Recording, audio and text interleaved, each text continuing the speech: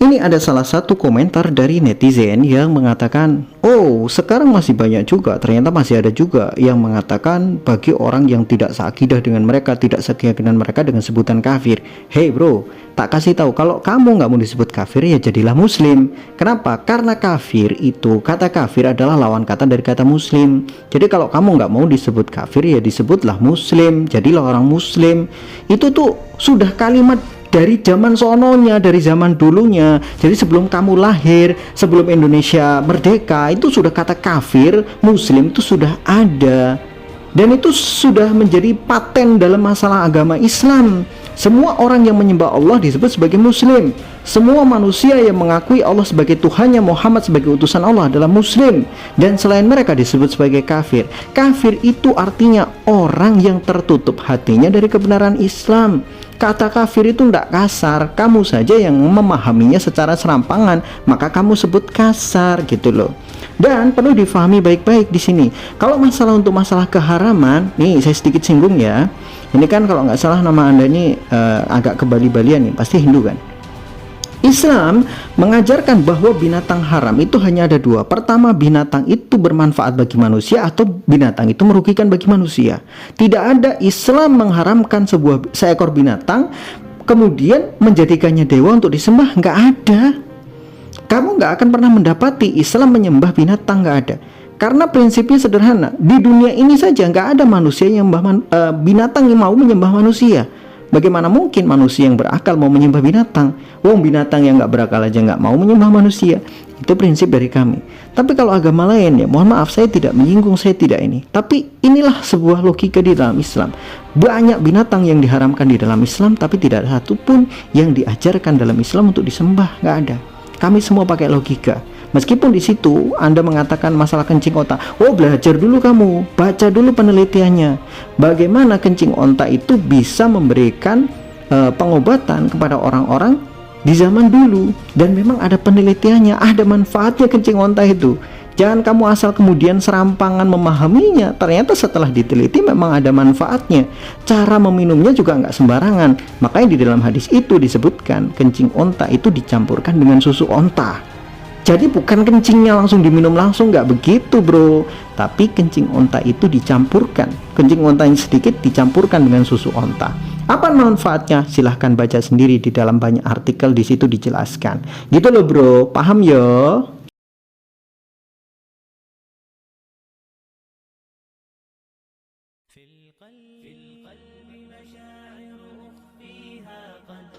Assalamualaikum warahmatullahi wabarakatuh. Apa kabar Kofizen semuanya? Semoga kita selalu dalam lindungan Allah Subhanahu wa taala. Kita hidup muslim, mati juga muslim. Kofizen semuanya. Salah satu ayat yang banyak dulu dibenci oleh orang-orang kafir dan dihina oleh orang-orang kafir itu adalah ayat tentang lebah. Di mana Allah Subhanahu wa taala menyebutkan ayat tentang lebah. Di situ Allah memberikan ilham kepada lebah supaya lebah itu membangun rumah-rumah mereka di gunung-gunung, di pohon-pohon, atau di tempat-tempat lain yang jauh dari manusia. Kemudian lebah juga diperintahkan oleh Allah Subhanahu wa taala untuk memakan, ingat, memakan buah-buahan dari yang tumbuh di seluruh alam, karena memang itu adalah rezeki yang sudah Allah siapkan bagi mereka. Orang-orang kafir menganggap bahwa Allah Subhanahu wa taala itu ngawur. Allah Subhanahu wa taala halu, karena bagi mereka tidak mungkin lebah itu makan buah, karena mereka taunya lebah itu hanya menghisap nektar. Inilah yang membuat kemudian orang-orang kafir menghina ayat-ayat Al-Quran, mengatakan ayat Al-Quran ngawur, mengatakan ayat Al-Quran ngaco, halusinasinya Nabi Muhammad dan lain sebagainya, dengan berbagai macam tuduhan. Tetapi setelah ilmu pengetahuan semakin berkembang dan ilmu pengetahuan itu mencakup segala hal, maka pembuktian tentang firman-firman Allah Subhanahu wa taala juga terbukti secara ilmiah. Ternyata lebah yang selama ini kita pahami hanya memakan nektar, menghisap nektar dengan belalai kecilnya, itu adalah sampingan saja, makanan sampingan saja. Makanan utama dari para lebah sebetulnya adalah buah-buahan. Buah-buahan diambil dari manapun yang bisa dimakan oleh mereka, kemudian mereka akan memakannya sedikit demi sedikit sampai perut mereka kenyang. Dan dari apa yang mereka makan itu menghasilkan madu yang kemudian dikumpulkan di dalam sarang mereka sebagai pasokan makanan ketika mereka butuh akan madu itu, atau memang madu itu dipersiapkan untuk hal-hal lain oleh mereka. Nah, yang menarik di sini bukan hanya masalah bagaimana Allah Subhanahu wa Ta'ala menjelaskan tentang makanan dari lebah itu sendiri, yang notabene-nya diambil dari buah-buahan, juga nektar. Nektar itu sebetulnya adalah bagian dari buah-buahan.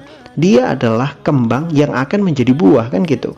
Jadi nektar itu adalah kembang yang nantinya akan menjadi buah-buahan. Ya, sebagian ada yang menjadi buah-buahan, ya sebagian hanya sekedar kembang saja, tidak berbuah. Tetapi pada intinya, ketika Allah Subhanahu wa Ta'ala perintahkan kepada lebah untuk memakan segala sesuatu dari buah-buahan, artinya Allah perintahkan kepada lebah untuk memakan buahnya, juga mengambil nektarnya. Ini adalah keaslian dan kesohihan dari firman Allah Subhanahu wa Ta'ala yang terbukti secara ilmiah. Kemudian yang lebih menarik lagi di sini adalah ketika Allah Subhanahu wa Ta'ala mengajak berbicara lebah, itu menggunakan khitabnya itu adalah anti. Fasluki subula rabbiki. Jadi maka ikutilah jalan-jalan yang sudah diperintahkan Tuhanmu kepadamu, sudah Allah Subhanahu wa Ta'ala tunjukkan kepadamu. Jadi fasluki, kata usluki itu menunjukkan kepada fi'il amr takdiruhu anti. Jadi fi'il amr takdirnya itu orang yang mendapatkan fi'ilnya itu adalah anti. Fasluki. Nah, kenapa kok Allah Subhanahu wa Ta'ala menggunakan kata ganti anti untuk berbicara dengan lebah? Ternyata faktanya adalah yang mengatur koloni lebah itu adalah sang ratu. Ratu yang akan menugaskan segala bentuk pekerjaan yang harus diemban oleh lebah-lebah pekerja. Dialah yang menentukan ini nanti akan bekerja ke sana, ini nanti akan ditugaskan ke sana, dan ini menjaga sarang dan lain sebagainya. Itu dilakukan oleh lebah betina yang notabene-nya sebagai ratu. Dan ratu hanya satu di dalam satu rumah lebah. Kalau dia satu itu, maka dialah yang mengatur seluruh koloni lebah. Maka ketika Allah memberikan ilham kepada satu ratu lebah saja, maka seluruh koloni akan mengikuti sang ratu. Makanya Allah Subhanahu wa Ta'ala khitabnya ketika berbicara dengan lebah, ketika mengilhami lebah, itu menggunakan kata anti, karena memang hanya satu yang Allah Subhanahu wa Ta'ala perintahkan, tapi satu ini akan mengatur seluruh koloninya. Ini membuktikan bahwa semua yang ada di dalam Al-Quran sangat luar biasa. Penggunaan kata yang sangat terpilih, penggunaan kalimat khitabnya yang terpilih, ini menunjukkan bahwa Allah Subhanahu wa Ta'ala betul-betul tahu apa yang Dia ciptakan. Dia yang menciptakan lebah, maka Dia yang lebih tahu tentang struktur lebah dan apa yang ada di dalam kerajaan lebah itu. Sehingga Allah ketika berbicara, maka itulah kebenaran yang nyata, faktual. Ingat lagi, faktual. Faktual artinya bisa dibuktikan secara ilmiah. Lawan dari faktual adalah bohong, adalah palsu, dusta, itu lawan kata dari faktual. Maka kalau ada orang mengatakan Al-Quran tidak faktual, jelas Al-Quran terbukti secara faktual.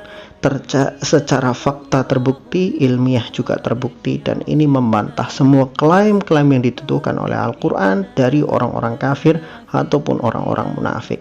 Wallahu a'lam bishawab. Semoga bermanfaat.